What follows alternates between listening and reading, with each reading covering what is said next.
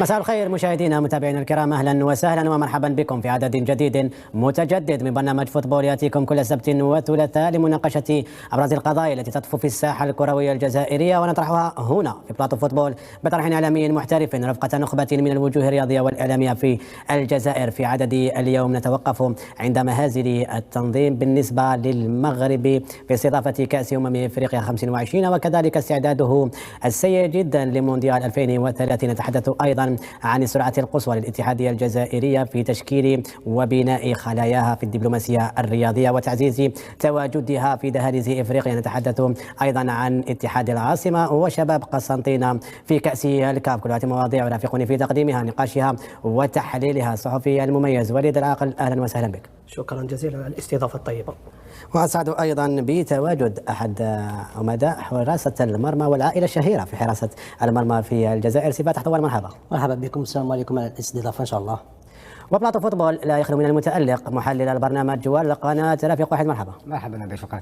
إذا المستهل بما تتسارع فيه الأحداث وتحقيقات الفيفا إن صح القول بهذا المنطق، وتقييم الفيفا سيء جدا لجاهزية المغرب في احتضانه لكأس العالم 2030. هذا الملف المشترك سنة 2030 مناصفة مع البرتغال وكذا إسبانيا. أعطيني بعلام أول الصور في تقييم الفيفا لحالة البناء التحتية والملاعب المهترئة على الواقع وكذا على الورق. هذه عبارة عن نقاط وتقييم للفيفا في جاهزية المغرب لهذه المسابقة العالمية. وجب قبل أن نتحدث عن صلب الموضوع أن نذكر المشاهدين الكرام أن المغرب له تاريخ حافل في الفشل في احتضان هذه المسابقة العالمية. قدم سنة 98 2006 و2010 و2026 قدم طلبات أو ملف الاحتضان كلها باءت بالفشل. 34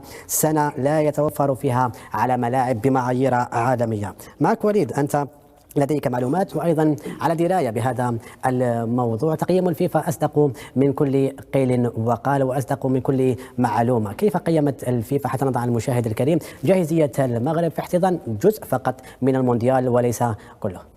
على كل حال تنظيم المغرب الأقصى لبعض مباريات مونديال 2030 وبحد ذاته فاضحة. لماذا فاضحة؟ كل الدلائل أثبتت وموجودة. تقييم الفيفا الأخير ما هو إلا دلالة على أن هذا النظام المغربي استعمل أساليب غير رياضية، امتدت لأساليب سياسية من أجل البقاء، واستعمل رهان كرة القدم من أجل إعطاء جرعة لشعبه. هذا الشعب المسكين المغلوب على أمره الذي يعلم أن نظامه مارق وفاسد. أعطيني حسنة واحدة على هذا النظام، نظام المخزن.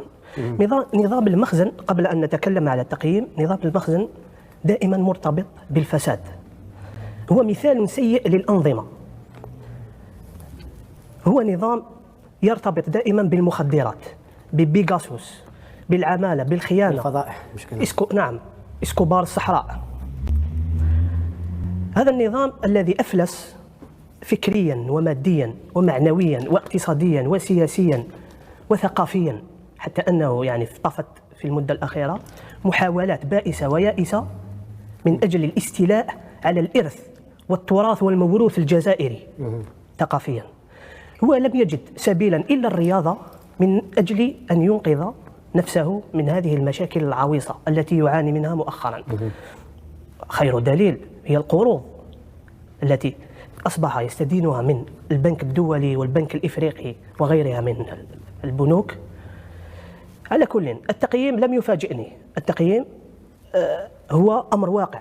لكن الغريب أنه في تقييم الفيفا ما نقدرش نقول لك الفيفا متواطئة بطريقة أو ما.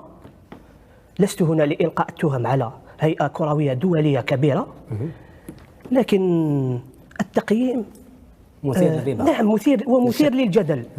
لأنه لو نلاحظ المذكرة التي أصدرتها الفيفا عبر موقعها الرسمي، شاهدنا أن التقييمات كلها ضعيفة على مستوى البريد، على مستوى النقل والمواصلات والفندقة والبنى التحتية وساحات الترفيه ومواقع المشجعين. يعني بهذا التقييم فيه مجاملة قصدك من الفيفا؟ بطبيعة الحال فيه مجاملة كبيرة لإقحام المغرب الأقصى مع إسبانيا والبرتغال. حدث هذا بفعل فاعل. هذا الأمر ليس اعتباطيا بل سياسي محض.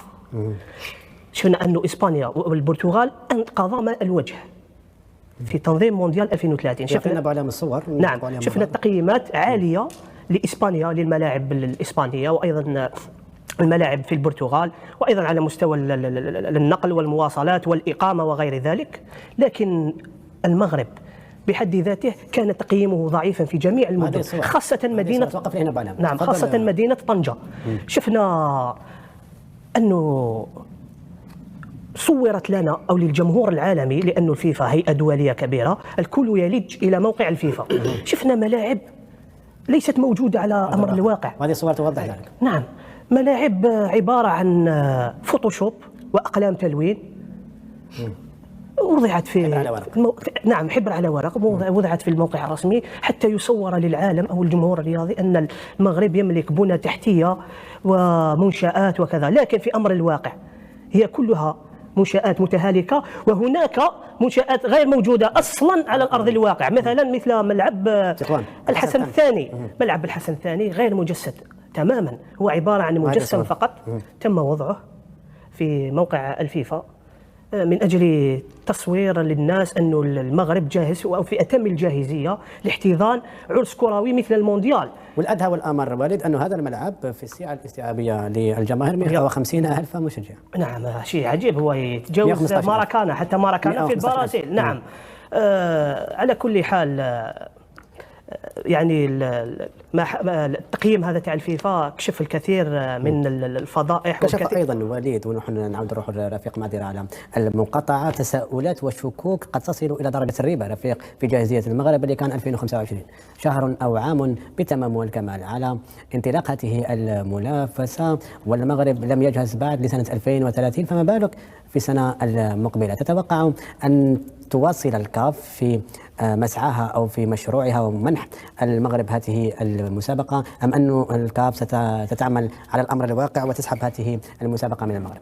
شوف، يجب أن نتفق أولا على أنه الاتحادية الدولية لكرة القدم التي تملك حق تنظيم مسابقات كرة القدم ليست بتلك الهيئة الكروية الدولية الشفافة من حيث التسيير والتعامل. نحن لا نتحدث كلاما اعتباطيا، لدينا الدليل والحجه. تتذكرون ما حدث في عهد بلاتير؟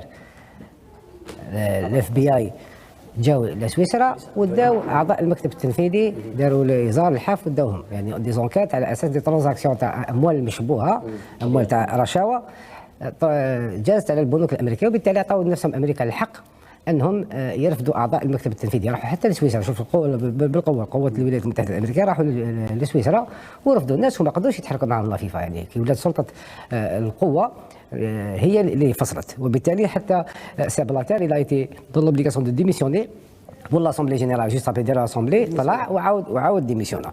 لماذا؟ لانه اليبوك امريكا لم تستسغ عدم حصولها على شرف تنظيم المونديال. كيف تمنحون المونديال لروسيا وقطر وامريكا لا؟ وفي تلك الفتره في الفوت كان دونالد ترامب على ليبوك، نهار اللي داروا لاتريبيسيون تاع لا كوب دي موند، دار دونالد ترامب ضغوطات على عديد من البلدان في العالم قريب بالتهديد، ولكن الموقف الجزائري تما كان موقف رجولي. بار برانسيب حنايا صوتنا لصالح المغرب، ونا با ما رضخناش ما نرضخوش للضغوطات وفوتنا للمغرب. لكن كان تصويت عشوائي. لا التصويت تصوت في رئيس الاتحاديه. لا مش حنا صوتنا الجزائر، هذا صوت الجزائر وليس صوت الاتحاديه الجزائريه، هذا صوت الجزائر.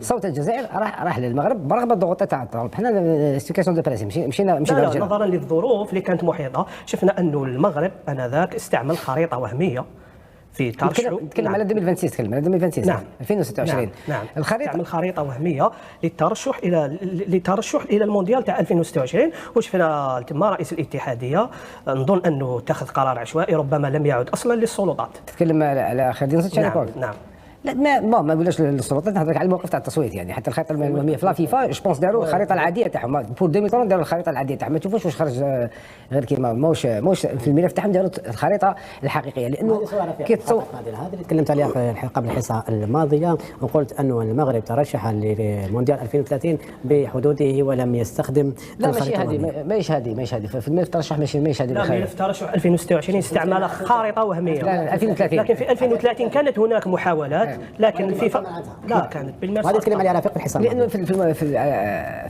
كونتيساج دو لا فيفا الناس تتكلم، كاين منظمه تحضر القضيه تاع الصحراء الغربيه راهي في لونو، ما يقدروش يغامروا في 2030 ما داروش. وبالتالي قلت لك لا فيفا ما راهيش تلك الهيئه الشفافه، فيها مصالح، فيها لوبيات تتشكل وفيها مصالح. وبالتالي اليوم حبوا يديروا مونديال في دو كونتينون كيما داروا 2002 و 2030 ومن بعد 34 سي اون برينسيپ السعوديه سي صح، و 2030 حابين يديروها في 5 كونتينون، حابين يبداو كالكو ماتش يسو تريتيرون الارجنتين فوالا، حابين يبداو 5، حابين يجوزوا في لافي ديرو تاع 3 كونتينون بور 5 بي، باردون 3 كونتينون بور 5 بي.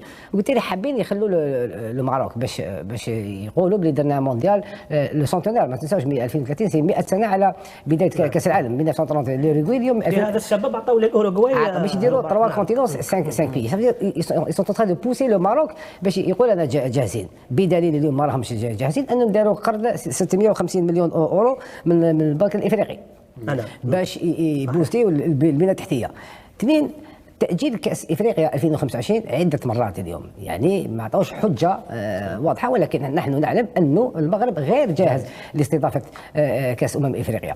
عندهم مشاكل، صافي هما داروا واحد لا بوليتيك حتى استضافه المنتخبات في المغرب. على ليبوك لي ستاد ما همش اومولوغي، يجيبوا للمغرب. عنده انكو هذا الشيء، ما قدروش في الديبي اون بوليتيك ديرها اليوم غدوه غير غدوه، من بعد يولوا يقولوا لي زيكيب لي فيدراسيون اللي يجي عندهم تخلصوا معنا، تخلصوا نص مع الاول اروحوا باطل، من بعد تخلصوا شويه باسكو يا انكو ما قدروا لهاش، حبوا يديروا سياسه فوق الامكانيات تاعهم. انه العديد من المنتخبات مؤخرا اتخذت من الملاعب كوت ديفوار والكاميرون، يعني غيرت البوصله تاعها، كانوا كلهم يروحوا للمغرب. خلصوا ما قدروش، هما حبوا يلعبوها يديروا اروحوا لعندنا باش يشروا لي فوا، بس جوسكا ما قدروش. سي او ديتريبو الشعب المغربي، الناس ما عايشه مليح، يسمى نحاو كل شيء لحقوق الشعب المغربي جوست باش يديروا لا بوليتيك. كان فيه قروض للقرض. نعم كان فيه قروض لزلزال الحوز وغير ذلك، يعني راحت للبنى. ما تقدرش اليوم معليش انت ترشحت للكاس العالم يا با سوسي، دوبي لو طون ما ترشحوا 94 وما داوها لي زيتاسيوني يا با سوسي 98 جو بونس اللي داتها في افريقيا داتها جنوب افريقيا، ترشحت وحنا اون 2026 فوتينا معك ماشي مشكل. ولكن انت ما عندكش لي مايطه بوليتيك، ما تقدرش تنظم كاس العالم، لانك حتى مونديال الانديه اللي ديت مونديال الانديه على حساب ماذا؟